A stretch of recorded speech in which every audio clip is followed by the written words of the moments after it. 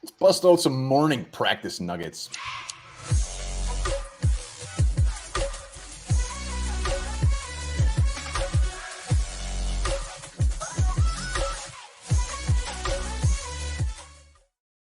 All right, welcome back to the Onebar Lupagus show, and good Thursday morning to you. We're going to be breaking down some nuggets from yesterday's practice, and there's definitely some noteworthy nugs.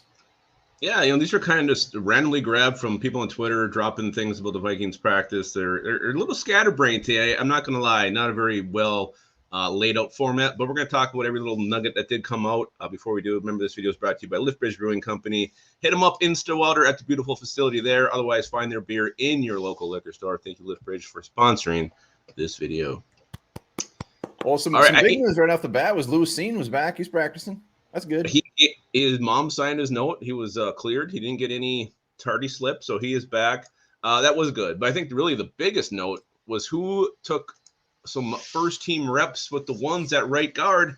It was rookie Ed Ingram. What do you think about this? I love it. It's just a matter of time. It's just a matter of time. Was there ever a TV show called A Matter of Time? That'd be a great title. Right after Who's the Boss? Matter of Time. Yeah, I mean, it was great because the other first team reps he had is because Jesse Davis wasn't practicing. So Jesse Davis was practicing. Ed Ingram snuck his little tookus in there, got some reps, and I think we'll see more of that sprinkled in very gradually. Yeah, Chris Thomason did throw some ice water on this. He said the reps Ed Ingram got was when Jesse Davis was given breaks. But the fact that he's in there right now before the first preseason game, I do think this tends to show the Vikings' hand. I expected Ingram to be a starter now at this point. I really do. Speaking of the O-line, a couple things here. The second team of offensive line sounded like it was much better. It actually dominated the second team D-line, which is something you don't always hear, especially from Vikings training camp. Do we have depth on our O-line, or is our second team D-line just ass? I think if you look at our second team D-line depth chart, you will realize that you and I could probably keep them at bay. I was quick off the ball. Yeah, I mean, it's great to hear that, but I don't think our second team offensive line is really that fantastic. I think it's more just our defensive line. Yeah. Not to be a Debbie Downer. Well, you were. Speaking of second team O-line, maybe even third team, Vadarian Lowe, sounded like he had a rough day yesterday. Gave up some pressures and just kind of struggled all around. So Vadarian Lowe, a 6th-round pick, who you said yesterday you would keep Blake Brandel instead. Maybe you're onto something. Maybe this guy will be a practice squatter in year one. I just think, for Vadarian Lowe, expectations, long-term, a good backup. Maybe he has a ceiling of a Rashad Hill, which is a very good ceiling in the NFL. So in a perfect world, he would be doing good enough to make the 53, but he's going to be able to get on the practice squad. I mean, come on. Yeah, he probably will be. So wide receivers, sound like a lot of wide receivers yesterday are having trouble catching the ball. KJ Osborne, Adam Thielen, BC Johnson all struggled with some dropsies. So get it out now. Get it out in training camp. We don't want to see this shit when the season starts. Get it out. I don't even want to see it in any preseason games. Get it out of there. Dan Chesina did not practice. He was injured. Same with Caleb Evans, which it's worth noting as well. Yeah, I don't like that he's been on a couple practices now. I wanted Caleb back in there. I wanted to see him on Sunday, but maybe we will have to see him in preseason game 2. There was a rare Wyatt Davis good play yesterday at practice. He actually defeated Delvin Tomlinson's bull rush, held him off. So Wyatt Davis, really, I think no, any good news, but Wyatt Davis is just too little, too late. I think the writing's on the wall there for Wyatt Davis and the Minnesota Vikings, but it is good seeing him do something positive. Very curious to see where he lands in this preseason game. If he's the last of the last, if all of a sudden he's just shocks the world and he's out there with the 2s or even the 3s. I mean, he's like is there even 4s? I mean, I don't know. He's out there with nobody. Just himself. He gets one rep. He gets one rep against air. I agree. Too little, too late. But it's still, even on last night's live when I said it doesn't matter what he does, it's still going to be when he gets out there.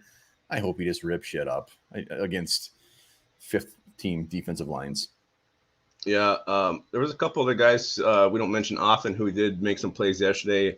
Linebacker William Nginku. He had a couple nice stops. Chaz Surratt Chaz Surratt showed up, got in the backfield Surratt. multiple times. So Chaz Surratt maybe making that, where was he? He was higher in the depth chart than I think most expected. He was the fourth at inside linebacker ahead of Blake Lynch. Sounds like he saw that, he believed it, and he started playing like it. So Chaz Surratt woke up a little bit yesterday. I don't know. We'll see if he's too little too late as well. Not so sure about Chaz Surratt. I think he's probably safe at this point, but he's going to be one that I'm going to watch right down to the wire. Another guy I don't think we've talked about enough, and I've seen this in multiple camp reports from even a week ago, a guy who's just really playing his ass off at wide receivers, Myron Mitchell. Sounds like he's running great routes, showing good wheels, hands, everything. Meyer Mitchell, kind of a sneaky under the radar wide receiver. With this, a lot of these wide receivers really are stepping up this year, but Meyer Mitchell is one who probably doesn't get enough talk that he's really deserved. Yeah, and again, he's a guy come preseason first game for sure. He'll probably see a ton of action. So I look forward to seeing him back it up in an actual game. But I've been rused before as far as wide receivers doing well and making the team. Alexander Hollins will still haunts me. Everyone talking about he's gonna be the number 3, number 4. It's like one of the first guys cut. He looked amazing. But let's go, Myron. Let's go, baby. Yeah, I mean, good for Myron. Good old Myron the Siren. All right, one last thing I do want to talk about. Kirk Cousins was amazing yesterday. Absolutely locked in, placing the ball in the tightest of windows. Probably had his best practice of camp. Not that he's had a bad one yet, but him and Justin Jefferson too. I mean, those two are connected. It sounds like they know what the other one is going to do, know where the ball needs to be. Cousins knows where Justin wants it, and he puts it there over and over again. Wow, that was graphic. It's going to be watching these two this year is going to be insane. If they can both play 17 games, I'm pretty sure Justin Jefferson is going to have 9,000 yards receiving and like 448 catches. Well, I think he was on NFL Network. Did you hear what he said? He said, well, with this offense, he said, now I realize why Cooper Kupp was always open. So I like it.